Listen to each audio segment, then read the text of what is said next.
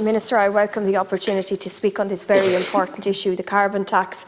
And the Rural Independent Group that I'm part of has been the only group that has been consistently opposed to the carbon tax. We didn't enter into playing any games or calling for a stop put to the increase. We called for the whole carbon tax to be scrapped because it's a very unjust tax that is going to cripple families. For instance, this year alone it will cost the average household €520 on top of everything else going up. It will cost farmers €600 this year alone, which will increase. That's very, very unfair. For people who are already struggling to get by, there's just a serious injustice here, and surely you can see that. Many of you are good rural TDs, strong TDs that represent your constituents very well in your constituencies, but there is an injustice with this whole thing. It could be done much better. I mean, if we look at the programme for government, it makes claims about trying to achieve climate action targets. It makes claims about afforestation and planting 8,000 hectares a year. And also, rolling out the microgeneration schemes. Farmers are still not able to get onto the grid, and that's causing frustration. But you're punishing the ordinary Irish people, and you're not even achieving your own climate action targets, which is very unfair. And I don't think it's going to be accepted at all. I think we need to go back and see what else can be done, and I'd ask you to do that. There is a fairer way here. And certainly I believe that, the extremism that's coming from the Green policies, they're just so detached.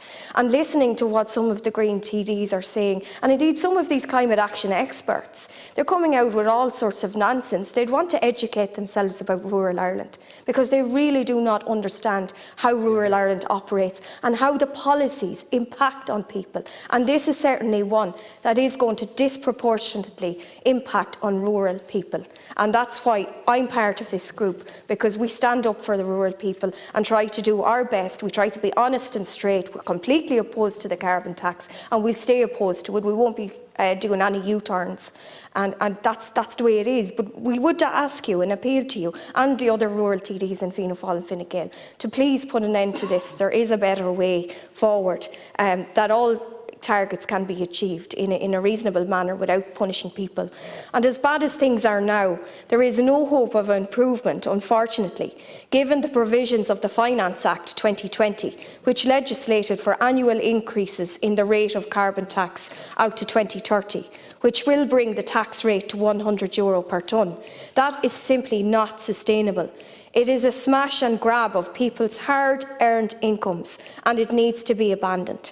Even the ERSI, which is handsomely funded by government, recognised in a paper last year that the strategy to implement carbon taxes, which increases the price of carbon-intensive commodities, will lead to many households being worse off in an economic sense.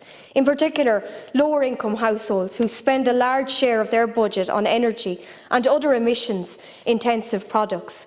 To offset this in Ireland, the ERSI say that a proportion of carbon tax revenues is used to finance transfers. But this is just needlessly creating a problem, only to then go and develop extraordinary measures to solve it. It makes no sense. Government often asks how we can fill the gap in terms of the proposed loss of carbon tax revenue. That is very clear and not half as complex or insolvable as government would have us believe. We could save hundreds of millions, if not billions, by radically revising the measures contained in the Climate Action and Low Carbon Development Amendment Bill 2021. I have repeatedly highlighted the fact that, according to an analysis conducted by the IMF, the cost of implementing the government's bill will cost $20 billion each year until 2030. This country is going to be destroyed economically. It's going to be ruined, and there will be no recovery. And I'm calling on you to just recognise that that's a fact. That comes from the IMF, not the Rural Independent Group. And all of this is for a bill that explicitly deprioritises employment. It is incomprehensible and must be rejected before the damage, irreparable damage, is done and the costs skyrocket. Then, of course, we have the excellent and detailed series of analysis performed by the Irish Climate Science Forum, who, as they say themselves, seek to bring rationality to the current climate debate. The Irish Climate Science Forum seek to ground the projections in less hysteria and more in solid, verifiable evidence on how we should be responding to mitigate whatever climate threats may emerge. Are members aware, for example, that according to Professor Michael Kelly of Cambridge University, the practical challenges of the UK pursuing its 2050 net zero carbon ambition will exceed £3 trillion, and that the target was simply unattainable? Well, at least they copped on and realised that. A parallel study for his home country, New Zealand, led to a similar conclusion, as did Professor Kelly's recent analysis with respect to Ireland's climate strategy. According to Professor Kelly, the cost to Ireland out to 2050 in pursuit of its zero carbon agenda will comfortably exceed £375 billion, with a workforce required comparable in size to the health sector. Now, we have people languishing on hospital trolleys and waiting for operations. That's not right. It's just not right, and I'd ask you to go back to Cabinet with this information.